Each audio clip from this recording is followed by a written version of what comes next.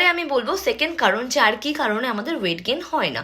Firstly আমি তোমাদেরকে বললাম অ্যাপিটাইট ছোট থাকা, খিদে না হওয়া। বাট সেকেন্ড কারণ যেটা হলো সেটা হলো অনেক বেশি মাত্রায় খাওয়া, বাট প্রপারলি সেই খাবারটা গায়েই না লাগা। আমি এমন অনেক মানুষকে বলতে শুনেছি যে ম্যাম আমরা তো অনেক কিছু খাই সারাদিন, আমি প্রচুর খাই এবং আমার খুব খিদেও পায়, তবুও আমার ওয়েট গেইন হয় না, আমার খাবারটা কোথাও না কোথাও গায়ে লাগেই না।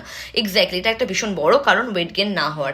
বিকজ আগে বলা হতো এই কথাটা যে আমরা যেটা খাই আমরা সেটাই, বাট আজকের ডেটে সায়েন্স বলে যে আমার বডি যতটুকু অ্যাবজর্ব করছে সেটাই মানে আমি কি খাচ্ছি সেটা ম্যাটার করছে না, বাট সেই খাবার থেকে আমার বডি এক্স্যাক্টলি কতটা নিউট্রিশন পাচ্ছে এবং কতটা বডি অ্যাবজর্ব করতে পারছে সেইটাই অ্যাকচুয়ালি মুভমেন্ট হবে আমার বডির মধ্যে, মানে সেই রিয়াকশনসটাই আমার বডির মধ্যে আসবে।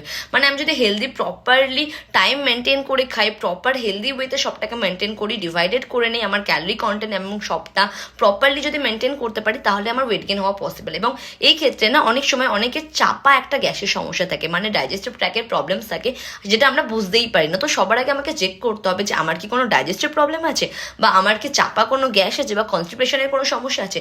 এই ক্ষেত্রে ওয়েট গেইন হওয়াটা অনেক বেশি স্লো হয়ে যেতে পারে। তো তোমরা যারা যারা ভাবছো যে আমি ওয়েট গেইন করতে চাইছি বাট আমি বুঝতে পারছি না কেন আমার বডিতে মাসল বিল্ড হচ্ছে না, আমার সাথে কন্ট্যাক্ট করতে পারো। আমি তোমাদের বডি মেজার করে তোমাদের জন্য proper healthy diet plan recommend করবো, যেটা মেনটেন করার মাধ্যমে তোমরা বাড়িতে বসে প্রপার ওয়ার্কআউট, প্রপার সিস্টেম সমস্ত মাধ্যমে ওয়েট গেইন করতে পারবে। ইয়েস।